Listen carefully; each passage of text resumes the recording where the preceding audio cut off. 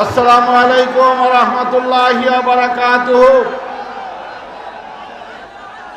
সমমনা ইসলামী এবং সমমনা 8 দল কর্তৃক আয়োজিত 5 দফা দাবিতে বিভাগীয় সমাবেশের কর্মসূচির অংশ হিসেবে আজকে বরিশাল বিভাগ আয়োজিত এই সমাবেশে সময়ের মধ্যে সভাপতির আসন গ্রহণ করবেন বিশ্ব ইসলামী আন্দোলনের অন্যতম প্রধান মজলুম জননেতা, বাংলাদেশের কোটি কোটি মানুষের প্রাণ প্রিয় নেতা, বাংলাদেশ জামাত ইসলামীর সংগ্রামী নায়েব আমির সাবেক এমপি অধ্যাপক মুজিবুর রহমান আজকের এই সমাবেশে প্রধান অতিথি হিসেবে উপস্থিত থেকে মূল্যবান বক্তব্য রাখবেন পীরে কামেল চরমনায় হযরত পীর সাহেব, ইসলামী আন্দোলন বাংলাদেশের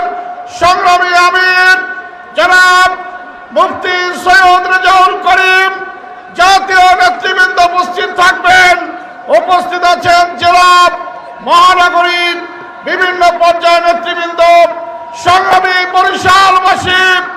আজকের এই সমাবেশে বরিশাল মহানগরী জামাত ইসলামীর পক্ষ থেকে আপনাদের সকলকে সুস্বাগতম জানাই। নারায়ে তাকবীর। সংগ্রামী বন্ধুগণ, আপনারা জানেন জুলাই যুদ্ধের মধ্য দিয়ে আমরা একটি নতুন বাংলাদেশ পেয়েছি, কিন্তু সেই বাংলাদেশকে নতুন করে সুন্দরভাবে পরিচালনার জন্য যেই সংস্কার প্রয়োজন কারো বিষয়, সেই সংস্কার আজকে বাস্তবায়ন হতে বাধা দেওয়া হচ্ছে। আমরা সরকারকে বলতে চাই, শহীদের রক্তের উপরে দাঁড়ানো সরকার দেশের জনগণের সাথে, শহীদদের সাথে, আহত পঙ্গুদের সাথে কোন প্রতারণা করবেন না। আপনারা একটি সুষ্ঠু নির্বাচনের মধ্য দিয়ে আগামীর বাংলাদেশ গড়তে আমাদের ঘোষিত 5 দফা দাবিকে অবিলম্বে মেনে নিন।